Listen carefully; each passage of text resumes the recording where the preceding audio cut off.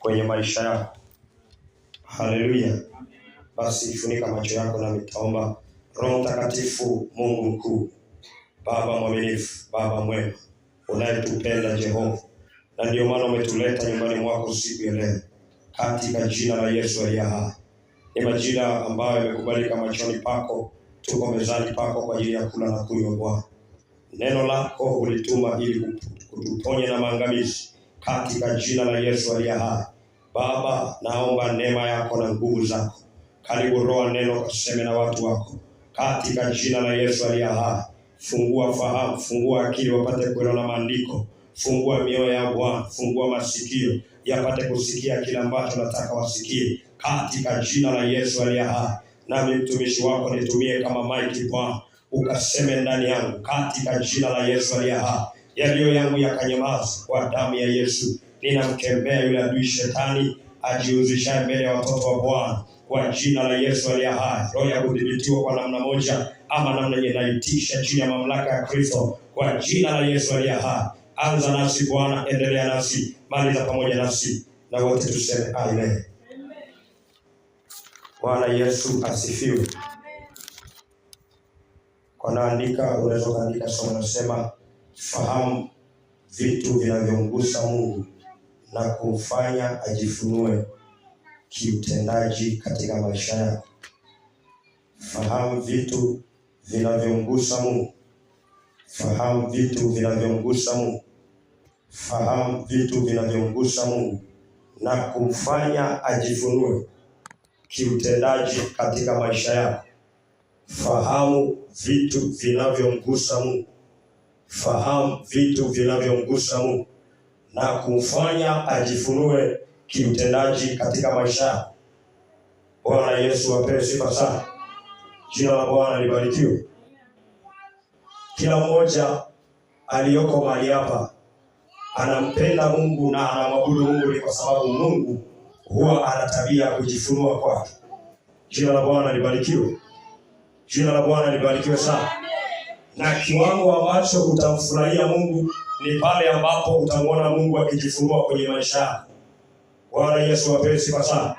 Kiwango ambacho utafurahia maisha ya wokovu ni pale utakapomwona Mungu akijifunua kwenye maisha yako. Pale utakapomwona Mungu akijifunua kwenye maisha yako. Na Mungu anapojifunua kwenye maisha yako, lazima atende jambo jipya kwenye maisha yako. Jina la Bwana libarikiwe.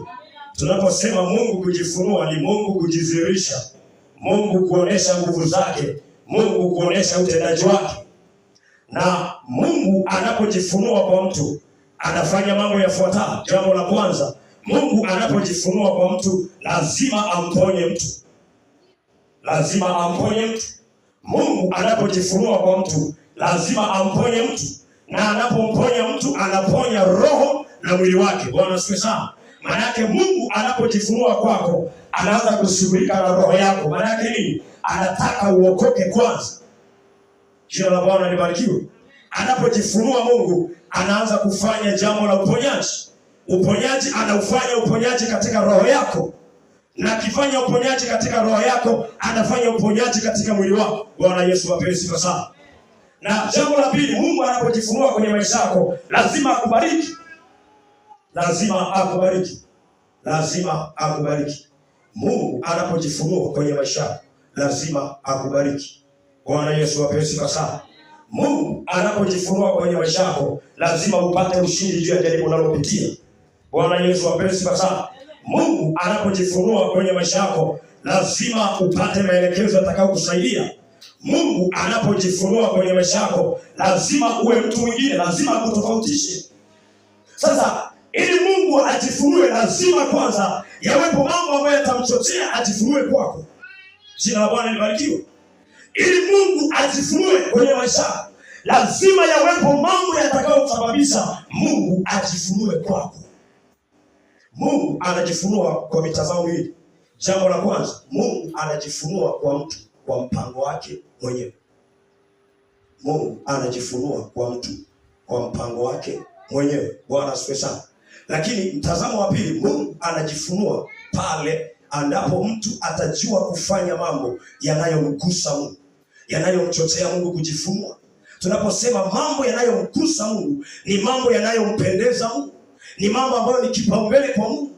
Sasa ili Mungu ajifunue kwa mtu aliyeokoka, lazima kwanza huyu mtu ajue yale mambo yanayomchochea Mungu ajifunue. Jina la Bwana libarikiwe. Bwana Yesu apewe sifa sana. Kwa hiyo unapomtafuta Mungu ili ajifunue, lazima kwanza ujue hizi dimension, lazima ujue hizi kanuni kwamba Mungu anataka nini kwanza ili ajidhihirishe. Jina la Bwana libarikiwe. Watu waliopata neema Mungu kujifunua bila ya wao kufanya chochote, kwa mfano mtumishi wa Mungu Sauli ambaye ni Paulo. Paulo alikuwa ni mtu anayelitesa kanisa la Bwana, lakini Mungu alikuwa na kusudi lake. Bwana asifiwe sana. Ndio maana ukisoma kitabu cha Galatia, Paulo anasema Mungu alinitenga kabla sijazaliwa, alinitenga kanichagua niwe mtume. Maana kulikuwa na mpango maalum Mungu kujifunua kwake. Jina la Bwana libarikiwe. Kama jinsi ambavyo umeokoka wewe, haukupiga debe, ni mpango wa Mungu kujifunua kwako. Lakini kuna namna ambayo unamtaka Mungu ajifunue zaidi. Jina la Bwana libarikiwe. Kuna namna unataka unatafuta ushindi kwenye jaribu lako. Unatafuta namna fulani watoto wako Mungu wabadilishe. Unatafuta namna ndoa yako iwe katika namna fulani ambayo utamfurahia mume wako, utamfurahia mke wako. Mungu anataka ujue vitu vinavyomgusa. Anataka ujue vitu vinavyomgusa, vitu vinavyompendeza. Bwana Yesu apewe sifa sana. Jina la Bwana libarikiwe. Ukifika kiwango cha kujua ni nini Mungu anapendezwa, ni nini kinamgusa Mungu, hakika nakwambia katika jina la Yesu utafurahia na kuona wema wa Bwana katika nchi walio hai. Jina la Bwana libarikiwe. Lakini kama utaishi maisha ya kukalili na kutokutafuta, kutokuangalia na kuchunguza maandiko na kujifunza na kumsihi Roho Bwana akupe roho ya ufunuo na hekima, ujue mambo yanayompendeza, yanayomchochea Mungu ajifunue kwako, utapiga mark time. Utapiga mark time. Yako mambo kwa Mungu ni kipaumbele. Yako mambo kwa Mungu ni kipaumbele ambayo mtu akiyafanya, haijalishi tatizo lina asili gani, haijalishi tatizo lina chanzo gani, haijalishi tatizo lina ukubwa gani, endapo huyu mtu atatambua ya kwamba hili jambo linamgusa Mungu na akalitenda, Mungu anafanya zaidi ya vikwazo viko mbele yako. Bwana Yesu apewe sifa sana. Lakini nini? Lazima uwe na ufahamu. Nijue kwamba ninapomtaka Mungu na nguvu zake, anataka nini? Ninapotaka Mungu aniponye ugonjwa gani, ugonjwa anataka nini? Ninapotaka Mungu ainue biashara yangu, anataka nini? Ninapotaka Mungu anipe watoto, anataka nini? Bwana Yesu asifiwe sana. Hana aliomba, akalia. Mungu nipe mtoto, Mungu nipe mtoto. Tunamshukuru Mungu na Hana anamshangilia Mungu alipokuja kupata ufunuo kwamba Mungu nipe mtoto na nitamtoa mazao yako. Maana yake alijua ni kitu gani kinamgusa Mungu ili anipe mtoto. Haleluya. Hebu mchapie Bwana makofi kama hivi. Bwana Yesu apewe sifa sana. Kwa lazima tunapokuwa kwenye maombi kama namna hii, tunapofunga na kuomba, lazima kwanza tutafute kujua. Biblia inasema watu wangu wanaangalia kukosa maarifa, hawajui. Unafunga, unaomba. Kama Jumapili mama alisemaje? Kama wewe ni vigumu kumtii Mungu, usifunge. Hiyo sentensi ulielewa? Kama wewe kumtii Mungu ni vigumu, usifunge. Utajipatia madonda ya tumbo, kwa sababu utii ni bora kuliko sadaka. Ndicho kitu ambacho kinamgusa Mungu ili akujibu. Kwa hiyo kuomba sana, masaa 3, 4, 5, 6, 7, kufunga sana na kujinyima na kujitenga bila kuwa na utii, sababu kumuona Mungu. Kwa sababu Mungu kipaumbele chake ni utii. Utii ni bora kuliko. Bwana asifiwe sana. Jina la Bwana libarikiwe. Kwa lazima tujue mambo yanayomgusa Mungu. Na hiki ndicho kiwango cha kumjua Mungu. Ndicho kiwango cha kumjua Mungu. Ndicho kiwango cha kumjua Mungu. Anasema mjue siri ya mapenzi yake na myatende. Bwana asifiwe sana. Jina la Bwana libarikiwe. Sasa tumesema Mungu anapojifunua kwako, tumesema ni Mungu kudhihirisha nguvu zake kwako. Na tumesema Mungu anapojifunua kwako maana yake ni Mungu kujitambulisha. Mungu kujitambulisha. Mungu anapojitambulisha kwamba mimi ni Bwana Mungu wako, mimi ni niko ambaye niko, lazima afanye mambo fulani. Jambo la kwanza kujitambulisha, anataka mahusiano. Bwana asifiwe sana. Alipojitambulisha kwa Musa, wakati kwa kwenye ule mlima kale kichaka kawaka, akamwambia mimi ni niko ambaye niko. Akamwambia Musa, mahali hapa ni patakatifu, vua viatu vyako. Bwana asifiwe sana. Kwa hiyo Mungu anapojitambulisha, mtumishi wa Mungu, hauwezi ukabaki kama ulivyo. Hiyo tatizo unalopitia ni kwa sababu bado Mungu hajajifunua, na kwa nini hajajifunua? Utajua kumgusa Mungu. Sio mtumishi wa Mungu. Yaani hiyo shida unayopitia, nakwambia hivi, bado hujajua tu kumgusa Mungu. Bwana Yesu apewe sifa sana. Bwana asifiwe sana. Bwana asifiwe sana. Amen. Haleluya, haleluya. Tunaona mtumishi wa Mungu Ibrahim. Kitabu cha Mwanzo 12 mstari wa kwanza hadi 4. Ibrahimu Mungu alipojifunua kwake, akamwambiaje? Toka katika nchi ya baba yako. Bwana asifiwe sana. Mungu alijifunua kwake, Mungu alijitambulisha. Alifanya mambo yafuatayo. Mungu alimpa maelekezo Ibrahim atakayofanikisha. Mungu alimpa Ibrahim maelekezo atakayofanikisha. Hiyo ambayo utaipata kwenye Mwanzo 12 mstari wa kwanza hadi 4. Bwana asifiwe sana. Lakini pia Mungu anapojifunua kwako, anapojitambulisha kimtendaji, atakupa kitu cha kumjua. Atakupa kitu cha kumjua Mungu. Atakupa kitu cha kumjua Mungu. Mungu huwezi kumjua Mungu kama bado Mungu hajajifunua kwako. Kiwango unachomjua Mungu ni kiwango kile Mungu amejifunua kwako. Bwana asifiwe sana. Kiwango mzuri kanisa ambacho unamjua Mungu na muelewa ni kwa sababu ya kile kiwango ambacho amefanya kwako. Sio kwangu. Kwako. Bwana asifiwe sana. Jina la Bwana libarikiwe. Kwa ni muhimu kanisa kutafuta Mungu kujifunua. Lazima tutafute Mungu ajifunue kimtendaji kwenye maisha yetu binafsi. Kwenye kanisa, kwenye mtaa wetu, kwenye taifa letu, kwa watoto wetu, kwa vijana wetu. Lazima tumtafute Mungu kwa sababu Mungu anapojifunua anawapa watu namna ya kumjua. Bwana asifiwe sana. Na kuna faida ya kumjua Mungu. Mjue sana Mungu ili uwe na ama ndipo mema yatakapokujia. Kwa hiyo mema unayoyataka yanataka kwamba kitu ambacho kionekane ndani mwako, kitu cha kumjua Mungu kwanza. Bwana Yesu asifiwe sana. Amen. Anasema kwenye Ayubu 22 pale 21, ujue sana Mungu ili uwe na amani, ndipo mema yatakapokujia. Kwa hiyo Mungu akijifunua anakupa akili ya kumjua. Akijifunua, asipojifunua hauwezi kumjua. Na akijifunua na ukapata neema ya kumjua, anasema mema yatakujilia. Kumbe mema hayaji kwa kuomba, mema yanakuja kwa kumjua Mungu. Bwana asifiwe sana. Na kumjua Mungu ni nini? Bwana asifiwe sana. Anasema wakujue wewe Mungu na Yesu ulimtuma, maana yake tuokoke. Bwana asifiwe sana. Jina la Bwana libarikiwe. Bwana asifiwe sana. Basi kwa sababu ya muda naomba nili haraka.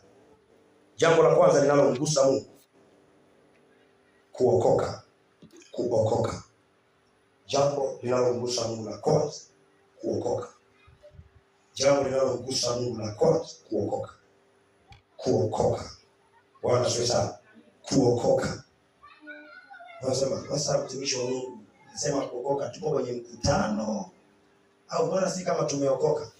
Unaweza ukawa unakuja kanisani mpendo na hujaokoka. Bwana asifiwe sana. Jina la Bwana libarikiwe. Unaweza ukawa unaimba na kwaya na hujafanyaje? Hujaokoka. Unaweza ukawa unatoa na sadaka, hujaokoka. Unaweza ukawa na cheo kanisani na hujaokoka. Kwa hiyo jambo la kwanza linalomgusa Mungu na kumchochea ajifunue kwenye maisha yako, kuokoka. Katika kile unamtafuta Mungu ajifunue, tafuta kuokoka kwanza. Ndicho kipaumbele cha Mungu. Ndicho kipaumbele cha Mungu. Ndicho kipaumbele cha Mungu. Mungu anajifunua kwa mtu pale anapookoka. Kwa sababu kuokoka kuna kutoa kwenye ufalme wa giza. Maana kuna kutoa kwenye miliki ya shetani. Kuokoka kuna kusababisha mahusiano yako na Mungu yakawa vizuri. Maana Mungu anaanza kuwa baba yako. Sasa jaribu kufikiria care anayopewa mtoto na mtu baki. Yaani ile huduma anayopewa mtoto, yani mzee unapompa mtoto wako huduma, na mimi nikija. Yupi ambaye kidogo ukisikia amejikata kiwembe kidogo leo mtoto ndivyo alivyo Mungu. Sasa Mungu hawezi akajifunua kwako kama hujaamua kuokoka. Bwana asifiwe sana. Yaani ni principle namba 1 na hii ndio ajenda anasema Timotheo wa kwanza, pili. Sura ya pili, sema tumesoma kwanza 2. sura ya 2 mstari wa 2 anasema nalo ni zuri tena la kubalika kwa Mungu Mwokozi wetu, ambaye hutaka watu wote waokolewe na wajue kweli, na mpatanishi ni mmoja ambaye ni mwanadamu Yesu Kristo. Anasema hivi kwenye Luka ya kwamba Mungu anasema hivi ni furaha sana mbinguni mwenye dhambi mmoja anapotubu kuliko wale 99 ambao hawana haja. Naona wewe sasa, mbona mjamaa amekuja leo tu, kaombewa leo tu afu Mungu kamponya? Mbona mimi kama na miaka 7? Kuna sehemu na unataka umguse Mungu. Yeye amemgusa Mungu kwenye kipande cha kuokoka. Alipoamua kuokoka, ameugusa moyo wa Mungu. Mbinguni mtu anapookoka, kila kitu kinanyamaza. Amen. Bwana asifiwe sana. Kila kitu kinanyamaza. Mipango inaanza. Kwa sababu ni gharama kubwa ambayo ilimgharimu Kristo. Sawa. Akaacha hizi na utukufu, akaacha Mungu wake, akashuka, akavaa mwili kama wa Lazaro, akateswa. Kumbuka ni Mungu, alafu anatemea mate. Yeye unamtemea mate aliyekupa budget ya pumzi ya siku. Sasa anapopata nafasi Mungu ya kumrejesha mwanadamu, katika moyo wa Mungu ni furaha na shangwe na ni burudani, anafurahia. Bwana asifiwe sana. Amen. Na namna ambavyo atamtazama aliyepata akili, wala kumjua Mungu na kuokoka ni akili. Bwana asifiwe sana. Bwana asifiwe sana. Kwa sababu anasema hivi, ukiokoka umeifuata njia ya Kristo. Maana Yesu ndiye njia. Manake mtu ambaye hajaifuata njia ambaye ni Kristo, manake ujue amepotea. Na kama hujapotea manake gorofani. Wengi hapa mkaka kabla mjaokoka hapa, hata namna ya kuweka tu nguo vizuri kwa shida. Kuna ustaarabu fulani mpata baada ya kumjua Kristo, akili kafunguka. Bwana asifiwe sana. Jina la Bwana libarikiwe. Kuna akili fulani kamefunguka. Sasa nisikilize. Sasa hauwezi ukamwona Mungu kama hujaamua kuokoka kweli. Sema bwana, amini nimeongoza. Kila siku tunaokoka. Amen. Bwana asifiwe sana. Kila siku tunafanyaje? Tunaokoka. Na anasema apendezwe na kifo cha mtu mwenye dhambi. Mungu anapoona mwanadamu anapotelea dhambini, anaumia. Akikumbuka mateso aliyopata, alienda msalabani pale akapigwa kwa ajili yako, na akaja akajifunua kwako, ukakataa. Kama leo unavyosikia hivi kwamba kubali Yesu ajifunue kwako, maisha yako yabadilike, unakataa, unakaza fuvu. Mungu anapokutazama namna neema Bwana ukupa, na wewe unakataa, anaumia moyoni wake. Anaumia. Kumbuka, majira ya lango kufungwa yapo karibu. Ole wako mwanadamu. Ole wako mwanadamu. Ole wako mwanadamu. Majira ya lango kufungwa yamebaki dakika chache sana. Namna ambavyo unaona ulimwengu unavyokwenda, unadhani kwamba una muda sana kukaa duniani. Unatakiwa kuokoka. Unatakiwa kuokoka mpendwa. Mama wa Bethel unatakiwa kuokoka. Unatakiwa kuokoka kweli. Mimi waga najiuliza, kama Yesu atarudi alafu kwa kanisani ukasha, sijui itakuwaje. Na maisha tu ya kawaida dunia ilivyo kwa sasa, bila Mungu unafanya nini? Bila Yesu unafanya nini? Bila Yesu unafanya nini? Maana sasa hivi unaweza kaenda kwenye madhabahu ukacheze. Bwana asifiwe sana. Unaweza kaenda kwenye madhabahu ukaenda kwa watumishi mitume na nini, hawatakuambia kitu kama hicho. Watakuchezea, watakurusharusha, watakuangaisha. Lakini neno ni moja tu, kitu kinachomgusa Mungu na kinachompendeza Mungu ni mwanadamu anapokoka. Ni mwanadamu anapokoka. Bwana Yesu asifiwe sana. Hakuna injili ambayo tutaihubiri ambayo itamgusa Mungu kama sio ya kuambia watu uzuri wa Yesu na kuwaonesha lango la rehema. Bwana Yesu asifiwe sana. Vijana wenzangu mnaonisikiliza, hakuna namna Mungu atajifunua kwako, wa baba na wa mama. Hakuna namna Mungu atajifunua kwako kama utaamua kuokoka kweli. Kuokoka si kuongozwa sana ya toba. Kuokoka ni maisha ya badiliko yanayomfuata Kristo. Badiliko. Wale watu walipokuwa wanapewa habari na walipokuwa wanapewa habari za Kristo na mtumishi wa Mungu Petro, wakati Kornelio amemwita kwamba Mungu ameniambia nikuite Bwana, kuna mambo yanipasao kuniambia.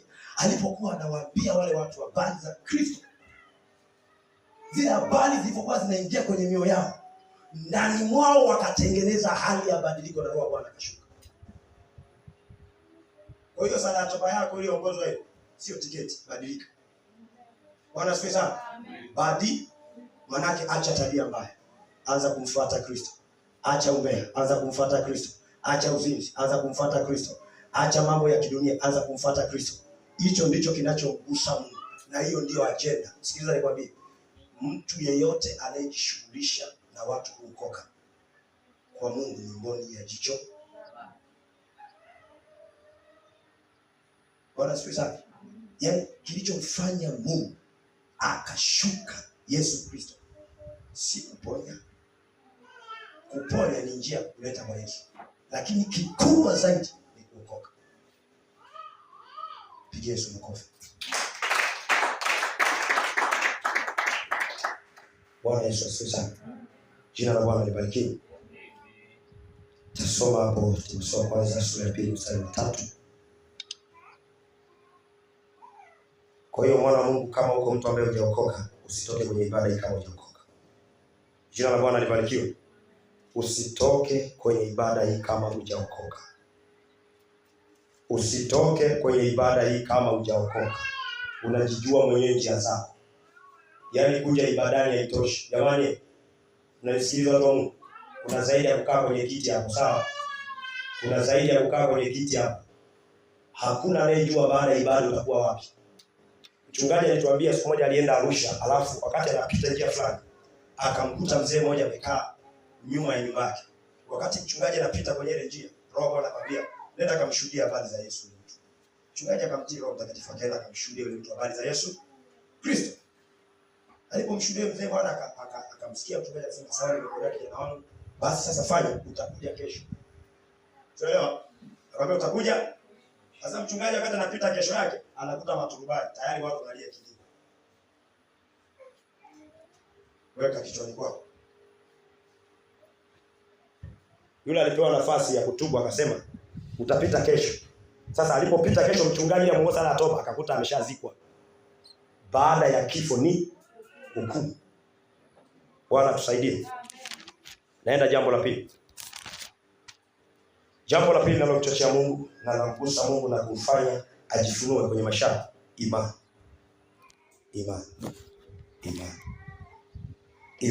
Imani inamfanya Mungu ajifunue. Bwana Yesu asifiwe sana. Mimi kwa kusoma kwangu Biblia na kutazama namna ambavyo Mungu anajifunua kwa watu, nimeona kuna kigezo kimoja ambacho kinamgusa sana Mungu, kitu kinachoitwa imani. Bwana Yesu apewe sifa sana.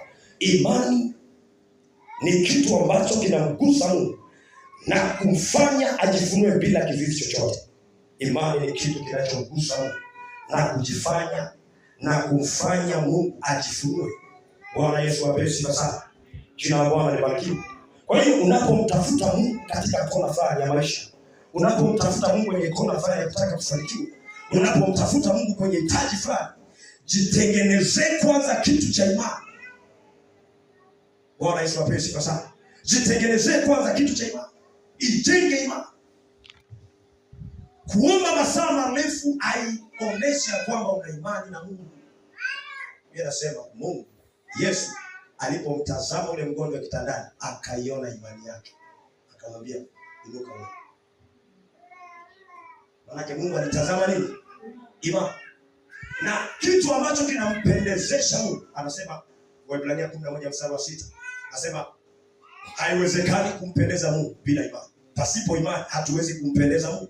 Kwa hiyo Mungu anapoona duniani mtu ana imani na yeye, mbinguni pale kwenye kiti cha enzi Mungu hapakaliki. Kwa sababu kwa ulimwengu jinsi ulivyo na shetani alipopata utawala kwa wanadamu, ni vigumu mtu kumwamini Mungu. Anaelewa kabisa hizo ni vigumu. Ndio maana mtu kuokoka ni shughuli. Sasa Mungu anapoona huyu mtu ananiamini, anajifunua. Anafanyaje? Anajifunua. hitaji lako unalopita hapo kwenye hiyo kona unayopita, si kana kwamba Mungu majira yake hajafika. Maana tumezoea sana kuambiana bado majira ya Bwana. Hapana, tengeneza imani kwanza, alafu ndio Mungu atakwambia majira yake bado au hapana. Maana unaweza kuambia majira yako bado, kumbe na imani hauna. Na singizia majira ya Bwana, kumbe ndani mwako hakuna imani. Haumwamini Mungu. Na imani haijengwi bila Kristo. Lazima tuanze kuamini kwanza, kwa sababu imani inakuja kwa neno la Kristo. Na Kristo ndio neno. Kwa lazima nikubali Yesu Kristo, ndipo imani inatengenezeka ndani yako. Kwa hiyo Mungu atajifunua kwako pale atakapoiona imani. Na kabla Mungu hajatenda jambo kwenye maisha yako, anatazama kitu cha imani. Kwa sababu imani ndio inayochochea nguvu za Mungu. Nguvu za Mungu, yani wewe kama yani mimi ninavyozitafakari nguvu za Mungu, ninavyonaga ni kama Mungu ameweka mabata. Kwenye zile bata kuna majina, kuna sadaka, kuna maombi, kuna kuokoka, kuna neno. Kwa hiyo mtu atakapo apply sadaka, akiapply switch ya imani, tayari ile switch inajibonyeza, pa nguvu inatoka. Bwana asifiwe sana. Unajiuliza kwa habari yule akida, akamwambiaje Bwana, mjakazi wangu anaua. Akamwambia Yesu, nitakuja kumponya. Akasema hata usipokuja tamka neno. Akasema sijaona imani kama hii. Manake tayari kwenye ulimwengu wa roho yule tayari anaenda kubonyeza button ya imani. Nguvu zikafyatuka. Bwana asifiwe sana. Tatizo lako wewe button unabonyeza kwenye ukuta au kwenye button. Button ya umeme ya imani kwa hapo unabonyeza. Hawashi. Ndio maana bado unapiga maktari. Kwa hiyo unapomtafuta Mungu, lazima kwanza ujitenge kwenye imani. Na imani unaijenga kwa kusikia neno la Kristo. Anasema imani huja kwa kusikia, na kwa kusikia huja kwa neno la Kristo. Lazima uwe rafiki wa neno la Mungu. Lazima usikilize shuhuda, ndipo imani ijengwe. Lazima uje ibadani, ndipo imani ijengwe. Pigie Bwana makofi. Bwana asifiwe sana. Jina la Bwana libarikiwe. Kwa hiyo Mungu anajifunua kwa mtu ambaye ana imani. Come on. Jina la Bwana libarikiwe sana. Bwana Yesu apewe sifa sana. Ukiwa na uhitaji wa kutaka kuona Mungu anajifunua katika maisha yako, tafuta kuwa na imani kwanza. Jina la Bwana libarikiwe. Na kuna mahali Biblia inasema kwamba wanafunzi wa Yesu, Bwana Yesu tuongeze imani. Kumbe imani inaongezwa. Bwana asifiwe sana. Yaani shida yako unaona kama mambo ya kiroho yako mbali sana. Wewe unaenda kumweleza Mungu. Shida yako unakwenda kwa Mungu unajizunguka. Yaani walokole tuwe na maarifa. Nisikize, tuwe na maarifa. Ukiona wewe unamtafuta Mungu unataka kazi, alafu kiangalia moyo wako, ukiangalia kwenye mfumo wa Mungu, kazi inaweza ikaja ilivyo mimi kwenye moyo wangu.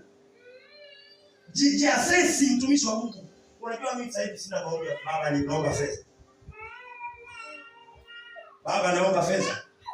Ninapotaka Mungu afanye jambo fulani, naangalia anaguswa na nini ili alete fedha. Wewe unamtaka Mungu kazi. Sasa ukiangalia katika mazingira yako, Mungu atajifunua kwa hiyo kazi. Mazingira yako yalipo, imani ipo. Unasikia sana? Imani ipo. Utakatifu upo. Kwa lazima uanze kucheza na vitu vinavyomgusa Mungu. Unaanza kutengeneza imani, unaanza kutengeneza utakatifu wa kitai. Anasema Mungu anajua matatizo yenu. Yeremia 29:11 anajua mawazo unayowazia. Maana Mungu ukishakaa kwenye mfumo, tayari mahitaji yako yanasomeka. Anasema msijisumbue. Najua. Na yaani kama unavyomuona ndege akilala, tena ndege sasa ndege halini, apandi, akusanyika, lakini ndege hajawahi kulala njaa. Kwa nini? Anahudumiwa na Yesu, hana makosa. Ndege hajaenda kuzini. Ndege hajaiba. Ndege hajasengenya. Wewe mwanadamu sasa, na kutaka fedha kwako, unazini, utoi zaka, ibada unasukumwa, muongo, mbea, afu umepiga magoti baba. Hey. Hapo utaona unamzunguka Mungu. Yaani unajua tunaenda pamoja na yoka Mungu, mimi nataka gari. Sasa Mungu nikiangalia kwenye moyo wangu bado nina roho ya kutokusamehe. Naomba shughulika na roho ya kusamehe afikisha gari. Sasa unaenda pale unamzunguka Mungu. Mungu nataka gari. Mungu akiangalia wewe unasengenya. Wewe hauna imani uniamini kwa sababu ukitoka bado unakiri maneno ya makosa. Bwana asifiwe. Amen. Jina la Bwana libarikiwe. Amen. Ndio maarifa haya. Yaani bila hivyo mtumishi wa Mungu ngoja nitakupeleka kwenye ushuhuda mmoja wa mchungaji. Mchungaji toa ushuhuda mzuri sana mmoja siku moja takudishia. Inapoonekana mahali popote duniani humvuta Mungu kujifunua. Imani inapoonekana mahali popote duniani humvuta Mungu kujifunua. Luka 19 mstari wa kwanza hadi wa 10. Luka 19 mstari wa kwanza hadi wa 10. Inapoonekana imani mahali popote duniani, Mungu humvuta Mungu kujifunua. Mahali popote inapoonekana imani inamvuta Mungu. Unaona watu wanaongea kwenye redio na pona. Baba alimwambia mtu mmoja alikuwa hospitalini kwa Kigoma Kahama kule kwenye simu. Unadhania ni nini ambacho kimemponya? Imani hiyo. Batani kajifyatua yenyewe. Una batani yako, mtoto wako unagusa ukuta, wewe kwenye batani. Mtumishi wa Mungu, unagusa kwingine. Jitenge kwenye imani kwanza, nakwambia, nakuhakikishia utamwona Mungu, utafurahia. Imani kwanza inapojengeka ndani mwako. Usianze kuzunguka kwa Mungu. Nenda nyoka, Mungu ni Baba. Usiombe maombi ya ukalili kwamba nitakushukuru tu. Nenda mwambie Mungu, mimi na shida. Mungu, mimi bado mwili wangu unanisumbua. Hata kuona wema wako sasa na Zaburi hii tu ambayo tumetuambia Baba itakuwa shida. Naomba Baba unichunguze, nipelele, nisaidie, nifinyange. Wewe unafinyanga, unabadilisha, unalia. Mungu anakubadilisha hapa leo, mifumo inafanyaje? Inanyoka. Bwana asifiwe sana. Amen. Kila Bwana alibarikiwe. Ninatimia neno nasema katika hili. Utalikusudia neno na utatendeka. Utawaza tu wewe utoshuka. Wakati tunakaribia kwenye sherehe ya kumshukuru Mungu ya mwezi wa pili, mwezi wa pili.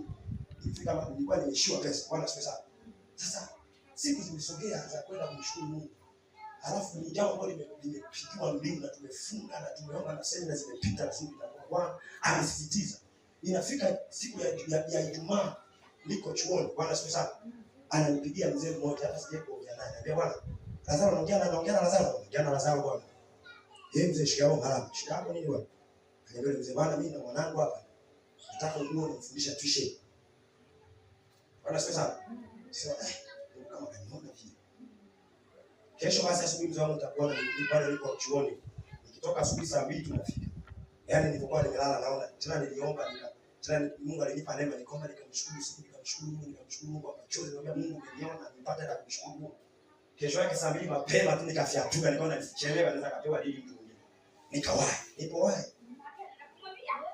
Yule mzee akaniambia bwana ufanyia shukrani. Nikamweleza kwa baba. Akaniambia mimi nakupa sasa hivi. Nikajifanya kama naikataa. Usanipa tu baada akaniambia bwana chukua sasa hivi hii hapa. Mungu aliona mfumo kule tayari.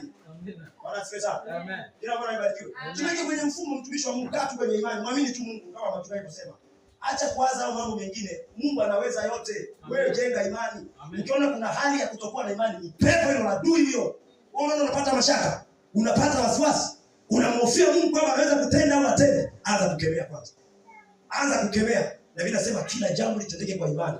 Imani inapokosekana ndani mwako, unaenda kumtenda Mungu. Kwa sababu utanung'unika, uoga ni zako uende mbinguni. Shetani huyo. Watumishi wa Mungu, kukosa imani shetani huyo. Kuna uwezekano kwamba Mungu nijaze imani. Wanafunzi walimwomba Mungu, nijaze imani Mungu, nijaze imani. Ile ombi lako, muombe Mungu kwenye eneo hilo, mifumo itanyooka. Sikiliza nikwambie. Mchungaji alituambia hivi. Miaka ya nyuma alipata ajali. Bwana asifiwe sana. Wakati nasoma mambo ya imani, shida ukaja. Nimeandika mwanzo mwisho kabisa. Mchungaji sema alipata ajali akagongwa na gari. Miguu hii ikavunjika. Bwana asifiwe sana. Sio mchungaji na mchungaji wetu hapa na kuzungumzia ushuhuda ambao upo. Sasa alipoenda hospitalini wakamtibia. Walipomtibia wakamwambia wewe mchungaji, na kama ukipona utakuwa unatembea upande. Hasa kwa sababu mchungaji ni shujaa wa imani kaboma, akasema hapana.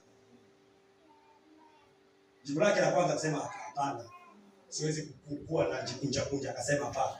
Bwana asifiwe sana. Wakaendelea kuongea lakini imani ndani mwake imesema hapana. Akaendelea, alipotoka hospitalini, ile imani iliyokuwa ndani mwake akamwambia chukua baskeli, panda, alafu semesha mfupa kwa sababu kila chenye jina kinasikia.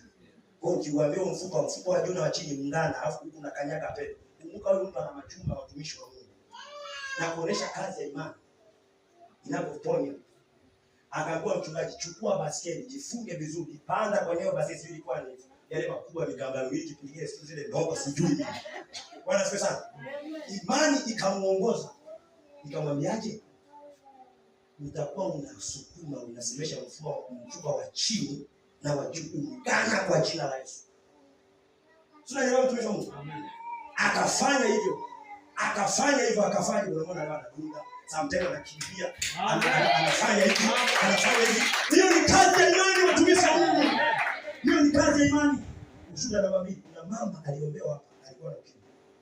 Hatujatajiwa hapa. Mimi na kile kitu shuhuda zinazotolewa. Sijaambiwa na alikuwa na ukimwi.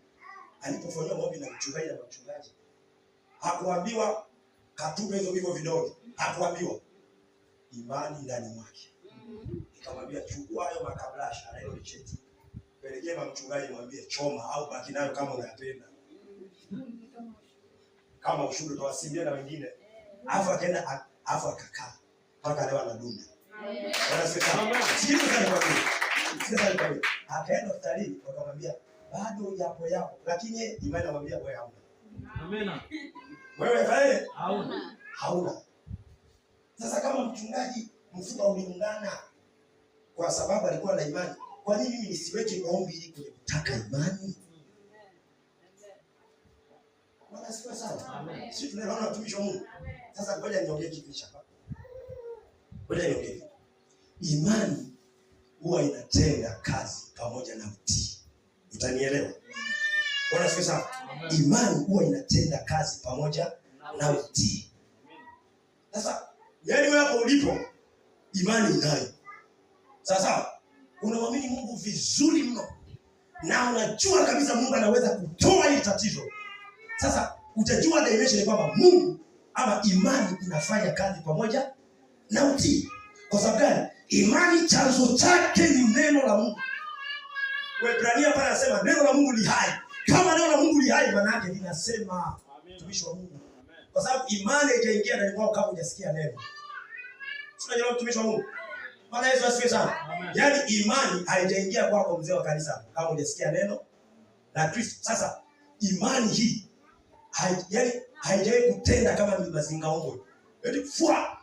Wewe. Imani inaenda na kitu cha kutii. Sasa sikiliza. Imani inapokuwa ndani ya mtu inampa cha kufanya. Jambo la kwanza. Inampa cha kufanya. Kusoma Luka 5:25. Luka 5:25 au Marko 5:25. Mwanamke yule alitoka Madani. Ni Marko 5:25. Ni Marko 5:25 au Luka 5:25. Marko 5:25 nasema yule alipita kwenye mikono ya matabibu wengi. Lakini aliposikia kwamba Yesu anaponya, Yesu anatibu, Yesu anafungua. Kumbuka uponyaji ni neno la Kristo. Bwana asifiwe sana. Imani kaingia ndani mwake. Ile imani ilipoingia ndani mwake akamwambia hivi. Nenda ujipenyeze alafu kaguse lile pindo. Ukigusa pindo utapona. Kumbuka ule mama tatizo la kwanza. Kuna vikwazo ambavyo tatizo la kwanza alikuwa nalo. Alikuwa anatoka na damu miaka 12. Maana sijui sasa alikuwa anaweza kutembea au vipi. Jambo lingine, kulikuwa na watu wengi, ilikuwa ni vigumu kumfikia Yesu. Sasa ione imani ilivyo na nguvu inayotenda kazi na kutii. Imani inapokuwa ndani ya mtu haiangalii kikwazo. Batimayo, Yesu mwana wa Daudi unirehemu, akamwambia unapiga kelele nyamaza mjinga wewe. Yesu mwana wa Daudi unirehemu mpaka mara 3 ndipo mwacheni mteni. Imani inapokuwa ndani mwako inataka utii. Amen. Na utii unapoinuka ndani mwako hakuna cha kukuzuia. Amen. Yule mwanamke Bwana barikiwe. Yule mwanamke aliposikia kwamba Yesu anaponya kiasi hichi, ile imani ikampa cha kufanya. Kwa hata wewe kwenye shida yako hiyo, imani imekupa cha kufanya. Ila shida lako na shida unajua nini? Umegoma kutii ambacho imani inakusukuma. Mchungaji imani yake imwambia hivi, chukua Anita. Sawa? Jifunge mkanda vizuri. Alafu panda. Ukishapanda, anza kusemeza mifupa hiyo iungane. Ni imani inamwambia fanya. Akaitii, alipofanya kubika katengama. Angepuuza beseni singekuwa. Alafu angeenda kujenga msikiti na ngetwaje. Kwa mtumishi wa Mungu, shida yako unayopitia hiyo. Mungu shaka kumsikiza Mungu. Wewe sisi tunapenda zile imani za foleni za kuombea. Yaani imani inapokuwa ndani ya mtu inavunja foleni. Amen. Nisikilize. Amen. Wale watu mtumishi wa Mungu wameingia sehemu hizo ambazo anafundisha. Sawa sawa. Wana mgonjwa kwenye kitanda. Namna kumfikia Yesu ni vigumu, ili apone yuko kwenye kitanda. Ile imani ile kwa nawe ukamwambiaje? Pandeni juu. Ukishapanda juu toboeni, alafu tumugizeni kile kitanda chini. Amen. Imani ni wapa cha kufanya. Amen. Jaribu kuashumu watu wamejaa kwenye crusade, kwenye mkutano mkubwa, kwenye nyumba kama ile sisi panga lile. Sasa wakiangalia namna ya kumfikia Yesu kama madhabahuni hapa, hatuwezi kumfikia. Fanyaje?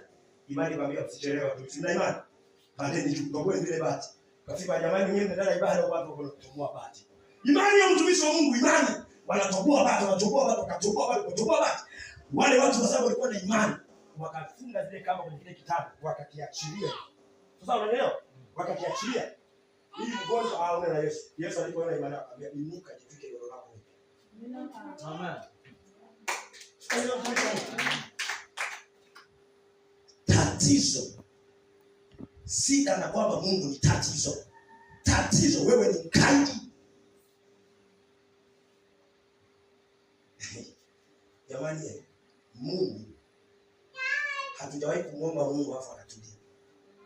Yaani Mungu hata kama alisema hata kama unaomba na mchungaji hapa.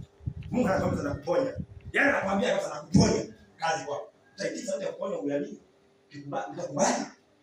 Utakubali na kutii. Sasa imani inapokuwa ndani ya mtu lazima impe cha kufanya. Na kile cha kufanya kinahitaji utii. Anapokitii mtu tayari imani inaachilia nguvu. Yaani wewe hapo sio kwamba huna imani, wewe sio mtii. Kwa sababu imani nao unajua Mungu anaweza, ila wewe sio mtii. Umeangalia na profeti, sio na profeti. Pale ambapo uliomba Mungu akwambia na kuponya, toa sadaka. Akasema, nimepanda bei kabisa huko. Irani na Israeli wanapigana huko. Hapa hamna. Tusamehane watumishi wa Mungu. Yaani watumishi wa Mungu, imani. Na kufunza vitu ambavyo vinamgusa Mungu na kumchochea ajifunue. Na kumchochea Mungu ajifunue.